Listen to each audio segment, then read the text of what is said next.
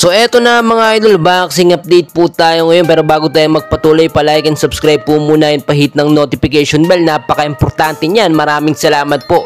Nilinaw ng Manny Pacquiao Boxing Promotion mga kaibigan na kaya na nilang ikasa ngayon kung sakaling babalik nga po itong si Casimero Cuadro Alas sa Manny Pacquiao Boxing Promotion. No? Bakit nila ngayon pinag-iinteresan ang ating kababayan at pambato na si Alas, no, na ngayon nga ay naghahanda na sa kanyang nalalapit na laban ngayon 2024. Kung makikita po ninyo, pinangakuan na ng MP itong si Cuadro Alas, at main reason nga po kaya siya umalis dito ay dahil nga po niloko siya sa mga pangakong makakalaban niya, etong si Naoya Inoue. Sa kabilang banda mga kaibigan ay nilinaw ng MP na kaya na ilaban or kakasa na dahil sa kasalukuyan nga pong boxing promoter ni Alas ay walang kakayanan nito para ikasa yung laban nga po dito kay Naoya Inoue. Kung titignan po ninyo sa side ni Naoya Inoue ay pinagtatawanan lamang ni Inoue etong si Casimero Cuadro Alas sa kanyang pagpo-post sa kanyang Facebook account. Nakita po kasi natin yung mga susunod na makakalaban nga daw ni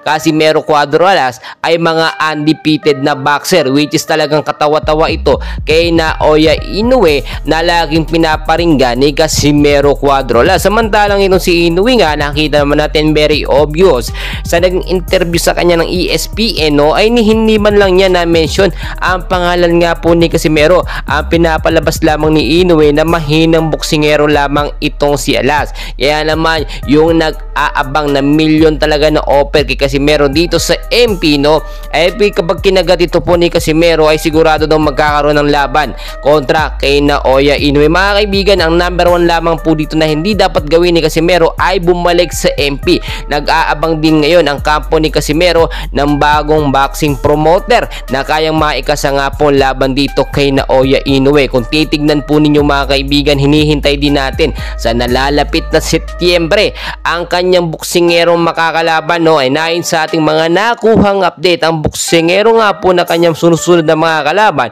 ay undefeated. Sino lang ba ang mga undefeated na boksingero na may prospect na makakalaban nga po nitong si Casimero Cuadro Alas? Wala naman pong iba mga kaibigan kundi eto lamang si Naoya Inoue. Nasupnaw hindi pa tayo nakakaganti sa mga boksingero nga pinabaksak at knock out nitong ni Naoya Inoue, at ngayon ay balak pang tumaas ng division nito nga pong si Naoya Inoue from bantamweight to featherweight division, which is talagang very obvious yung kanyang pag-atras at pagiging duwag na mga kalaban itong si Casimero Cuadro Alas. Well, para sa akin mga kaibigan, kung sakaling may offer si Alas dito sa MP, maganda rin naman i-grab ito kung sakaling nga man natotoo na makakalaban niya si Inoue. Pero kung ito'y kalokohan lamang ng MP, gusto magamit ng popularity ni Casimero, ay maganda lumipat na lang sa ibang boxing promoter etong si Alas. Well mga kaibigan, dahil pa natin kaganapan, please huwag kalimutan mag-like